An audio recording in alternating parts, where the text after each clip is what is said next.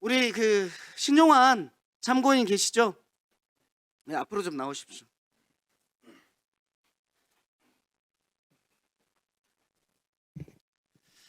제가 다른 거 하느라고 이분을 까먹었는데요. 좀 빨리빨리 합시다. 신용환 교수님은 지난 윤석열 캠프에서 어떤 역할을 하셨죠?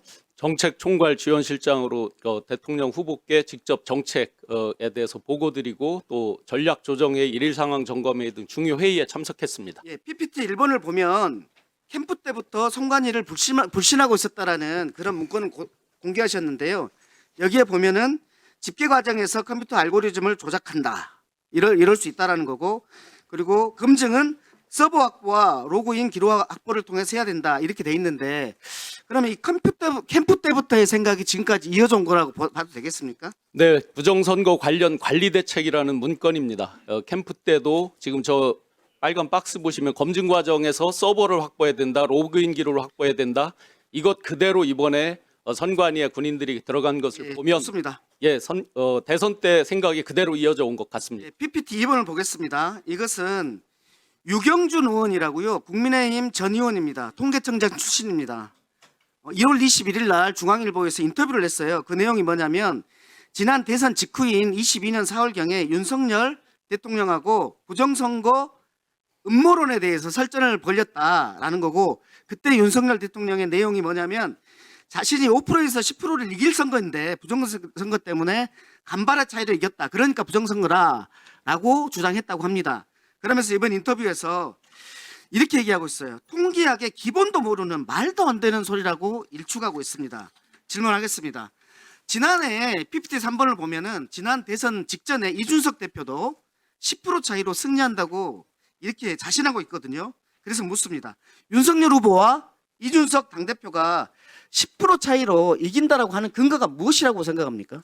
명태균 씨가 1차에부터 9차까지 2월 28일부터 2022년 2월 28일부터 3월 8일까지 9차례 매일매일 조사를 합니다. 거기에 보고에 보면 약 5에서 10%를 계속 당시 윤석열 후보가 이기는 걸로 돼 있습니다. 마지막 9차 보고서에 보시면 9.1% 이기는 것으로 나와 있고 봉황무늬에 금색으로 당선 확실이라고 되어 있습니다. 즉 9.1% 봉황무늬 당선 확실 이런 것들이 윤석열 당시 후보에게 확신을 심어줬다고 그러니까 생각합니다. 10%이 승리 얘기는 명태균 보고서에 근거가 있을 것이다.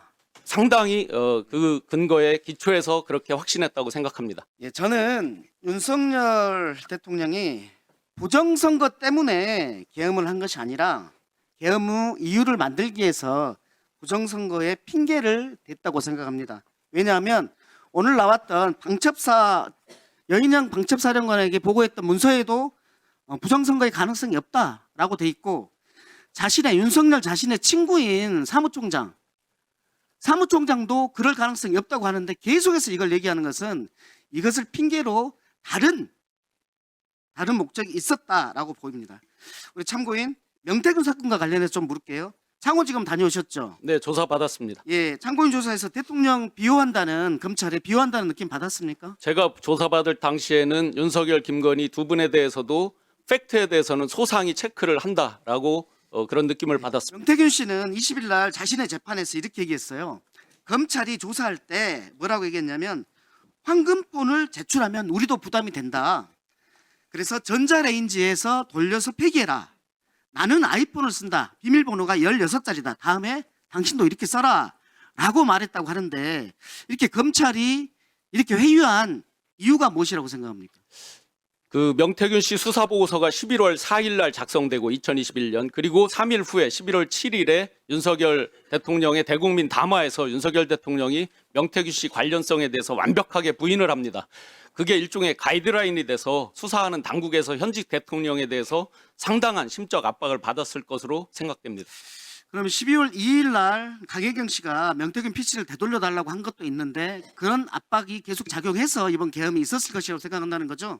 제가 소상히 자료를 제출한 것과 그리고 강혜경 씨가 PC를 돌려달라고 한 것 그리고 명태균 변호인들이 휴대폰을 제출할 수 있다는 것 이런 것들이 큰 압박이 됐을 거라고 그리고 봅니다. 하나만 더 물을게요. 명태균 씨의 엉터리 비공개 여론조사가 있는데 이 역할 외에도 명태균의 다른 역할들이 있었다고 보이는데 이것은 어떻습니까? 캠프에 상당한 역할을 한 게 경선 룰과 경선 일자 시간이 바꾸는 없으니까 것까지 영향을 이거- 미쳤다고 봅니다. 이거 하고 이 부분 하나 하고, 그리고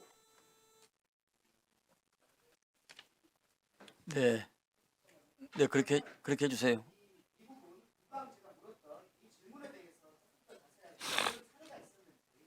네, 수사 보고서에 8월 19일자 2021년 8월 19일자를 보면 명태균 씨가 먼저 김건희 씨에게 경선 룰과 일정에 대한 걸 중앙당 누군가로부터 받아서 김건희 여사에게 보내는 게 있습니다. 그 내용을 제가 제 파일을 찾아보니까 동일한 파일이었습니다. 그런데 그걸 보내고 나서 룰과 일정이 바뀝니다. 국민의힘 경선 룰과 일정 그런 것들로 봐서 명태균 씨는 상당히 당에 그리고 김건희 여사 등등의 큰 위상 역할을 갖고 있었다라고 확신합니다.